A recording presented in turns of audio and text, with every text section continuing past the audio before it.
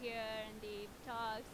Did you get a chance to look around or attend some talks? Well, I've been invited to this conference a number of times, and this is the first time I've been able to attend. And so when Ravi Raj says, I'd like for you to come, I said, I've been invited there before. I think I better go. Candidly, what IIT has done for the tech industry is just truly amazing. And I don't think any tech leader should allow this conference to ever happen without coming through at least once, because we all ought to have a relationship with this community, that's for sure. Thank you.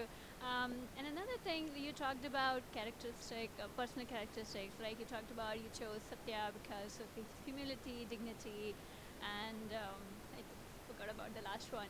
But I basically wanted to ask you: do you think these kind of characteristics can be built on? Like, can a person basically, is it inherent, or can people work on building these kind of characteristics?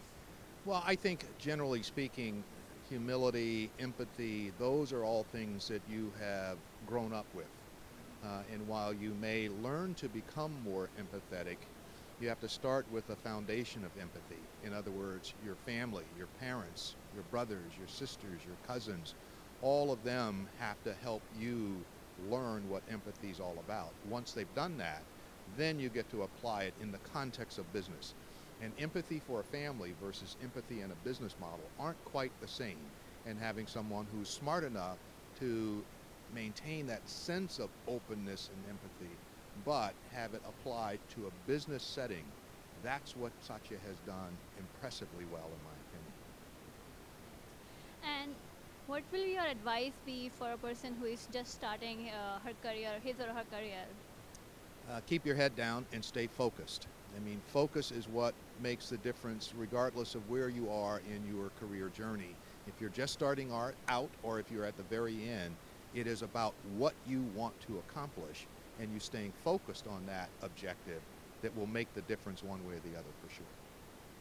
And another thing, like there has been low times in everybody's life, right? Even very very successful people, and so I just wanted to know what keeps you going, what keeps you motivated in those times. Well, I just had a very, very good friend, Garen Staglin, who runs one of the top wineries up in Napa, remind me that 70 is the new 50. And so what that says is I've got many, many more years of my life to work. And I don't ever expect to be retired. I just can't imagine the idea that I would sit at home every day like my dad did and watch television. I'd rather be out engaged with brilliant young people like the people that are in this room as opposed to sitting watching CNN. Why would I ever do that? Definitely, that's so inspiring. Thank you, John. Thank you. Thank you very much.